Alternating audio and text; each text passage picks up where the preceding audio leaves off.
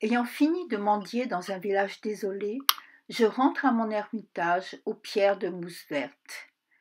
Le soleil se couche derrière les monts de l'ouest, la lune pâle se reflète dans la rivière devant ma maison. Je me lave les pieds, grimpe jusqu'à ma cabane, je brûle un bâton d'encens et m'assois tranquillement en zazen. Je suis toujours un enfant de la Sangha, comment pourrais-je passer mes années en vain? Donc voilà ce qu'a dit Martine sur ce poème, Martine du Sud. Allez-y. Il se dégage de ce poème une impression de fraîcheur, de simplicité. Ryokan nous transmet ici le calme, la profondeur de la sagesse de celui qui a trouvé l'apaisement dans la voie et nous invite à le suivre si nous en avons envie, sans aucun prosélytisme, juste en nous donnant à voir sa vie. Malgré sa mendicité du jour, qui lui a peu pas rapporté, village désolé, il ne s'apitoie pas sur son sort et partage le mouvement naturel des éléments. Se couche, se reflète, me lave, grimpe, sont mis sur le même plan, qu'il s'agisse du soleil, de la lune ou de lui. Ils font partie du même tout. Et il suit, comme eux, le rythme naturel des choses de la vie, sans rien saisir ni rejeter. Et tous les jours, mois et années, à brûler un bâton d'encens et s'assoit tranquillement en zazen, l'ancre complètement dans ce grand mouvement cosmique général, fluide et continu. C'est le signe des enfants de la Sangha, relié à toutes les choses du filet d'Indra, le fruit d'une pratique qui n'est pas vaine. Ryokan nous donne envie de le suivre, comme ces petits enfants des villages pour qui il confectionne des balles de tissu et avec qui il joue dans les champs. Ces poèmes, sont pour nous des petites balles colorées, comme celui aussi du petit ruisseau très riche d'enseignements et tous les autres. Merci. Alors, moi, ce qui m'a frappé dans cette étude, que je trouve très, très, très pénétrante, c'est deux choses. D'abord, quand elle dit clairement, ils font partie du même tout. Hein, c'est comme ça, Ryokan ne se dégage pas. Son regard, on a dit qu'il parlait beaucoup des choses extérieures, mais c'est jamais justement un regard extérieur. Il fait partie du même tout. Il entre dans le grand rythme de l'univers, comme ça. Vous voyez? Et ça, c'est toujours comme ça dans Ryokan, tous les poèmes qu'on a pu voir. Et la seconde chose, parce que je trouve que c'est joli, c'est parce qu'elle le dit deux fois, Ryokan nous donne envie de le suivre. Voilà. Et moi, je trouve que c'est vrai, et ça a toujours été comme ça pour moi avec les poèmes de Ryokan. Il nous donne envie de le suivre.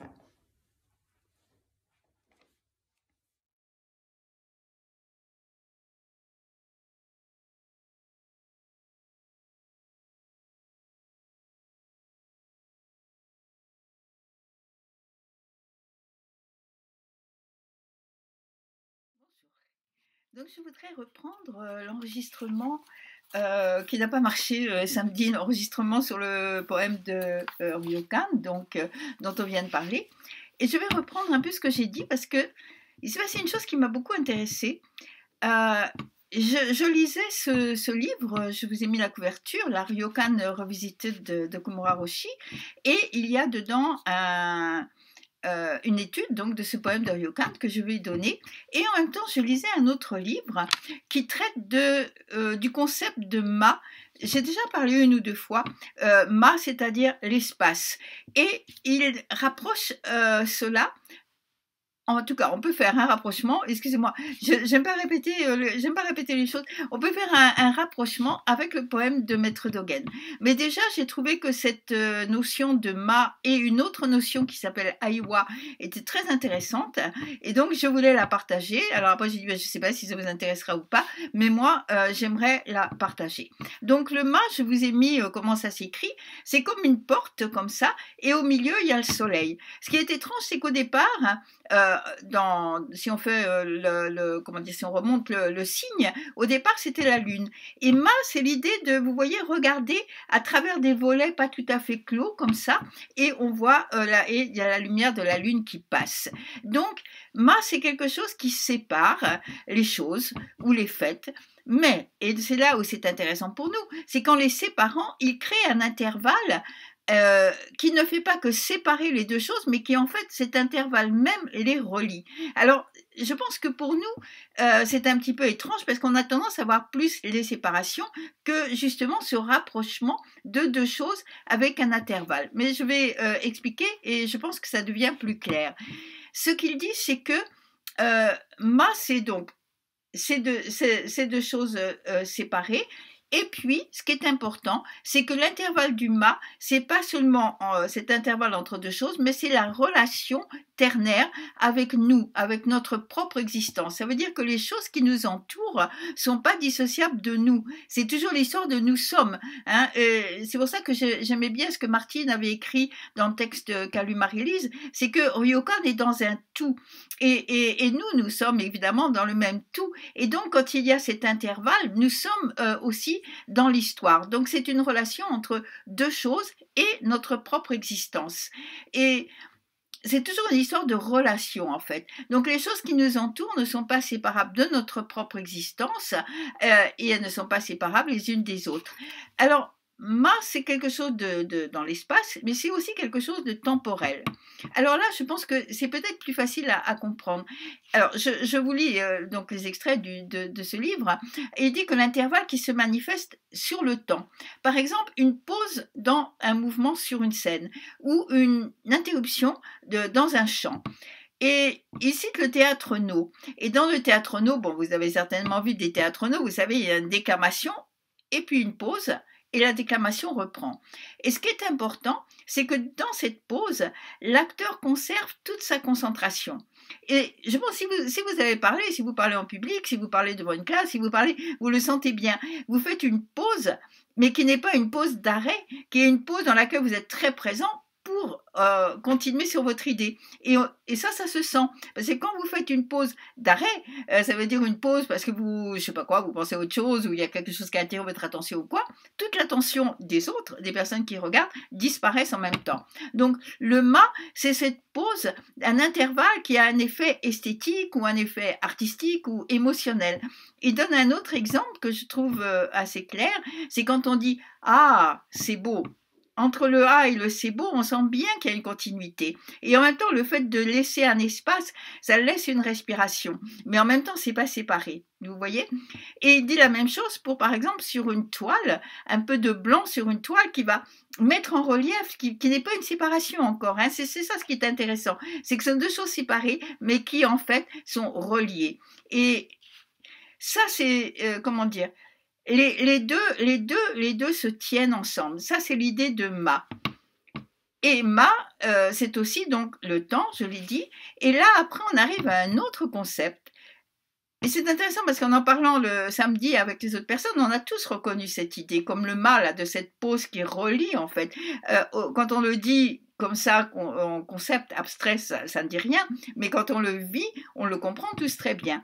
Donc là où les deux choses qui se lient, tout en étant séparés, se rencontrent, puisqu'on dit que c'est une rencontre, eh bien, il y a Hawaï. C'est un autre concept. Alors, je vais vous dire ce qu'ils en disent.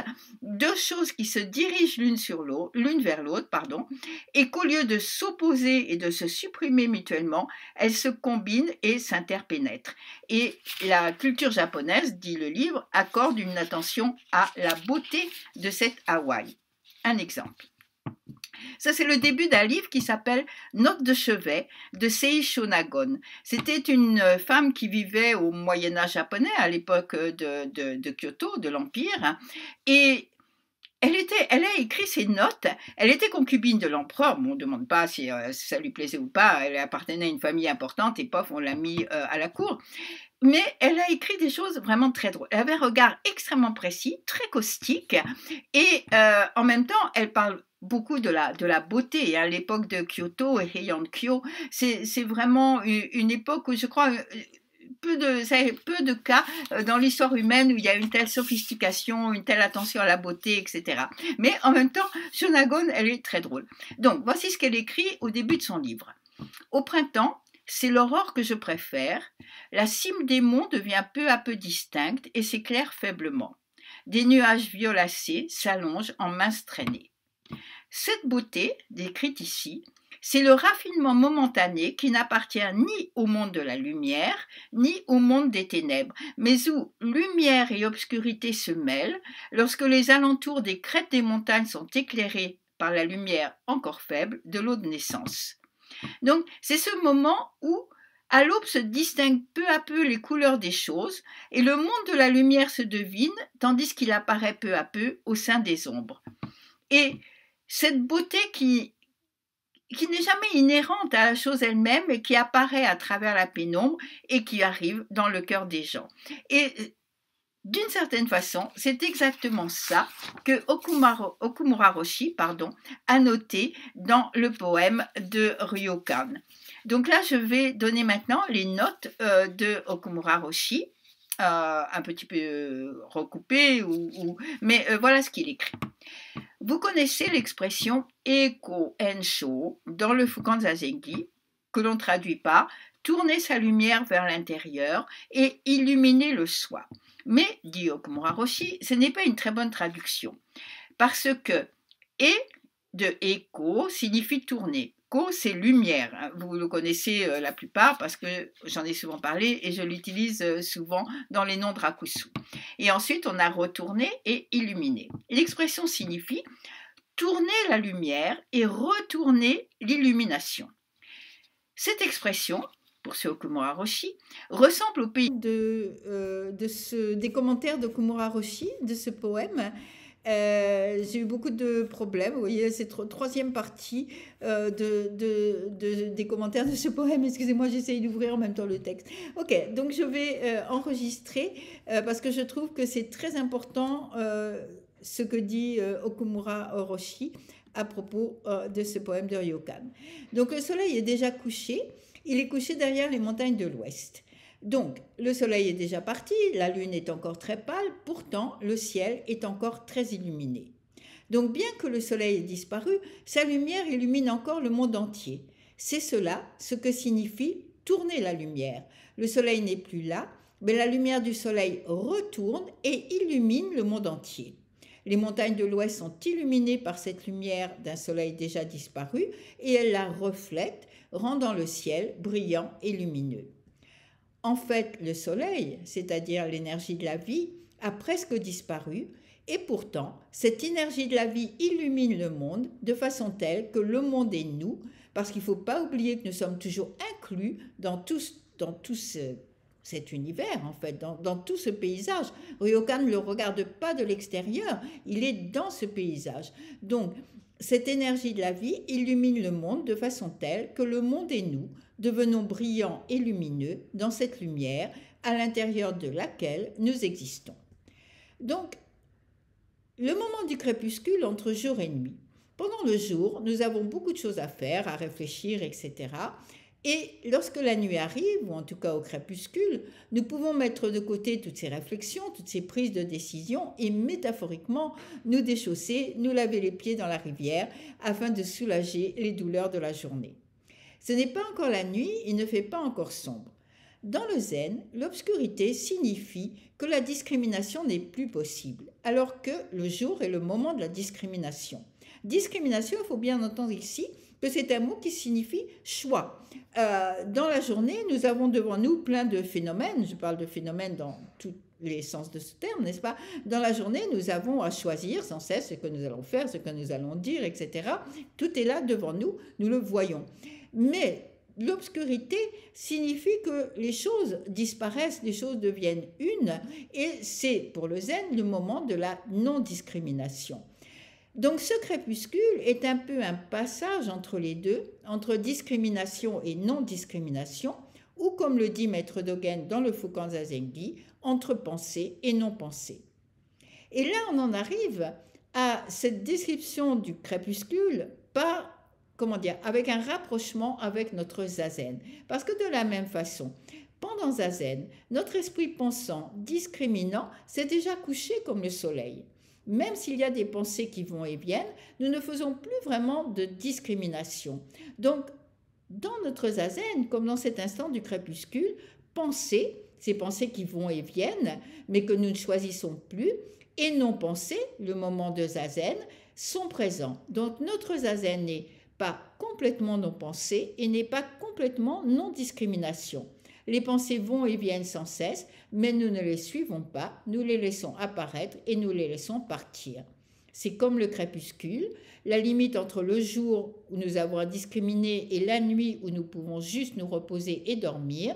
Ce temps du crépuscule, c'est vraiment mi-chemin, une ligne à mi-chemin entre pensée et non-pensée, et tous les deux sont là. Voilà, ça pour moi c'est vraiment important de nous dire, de nous répéter, de rappeler que Zazen n'est pas arracher la pensée, mais Zazen est simplement laisser la pensée aller et venir sans discrimination. Et à ce moment-là, Zazen à ce moment-là, pensée et non-pensée sont toujours présents. Ce poème termine, Okumura Roshi décrit le paysage lorsque Ryokan revient de mendier, qu'il monte la colline, qu'il s'assoit à l'extérieur. Mais je pense que ce n'est pas seulement cela, c'est une description de son zazen et de notre zazen. Le soleil est déjà parti, la lune pâle, et on sait que la lune c'est le symbole de la nature de Bouddha, de la réalité sans limite au-delà de la discrimination. La lune pâle est reflétée par la rivière en face de sa cabane. Et pourtant, au même moment, tout est illuminé, ce qui rend tout le monde merveilleux. Voilà. Donc pour faire une conclusion, entre deux, entre jour et nuit, entre lumière et ombre, entre pensée et non-pensée, le crépuscule, notre zazen. Merci.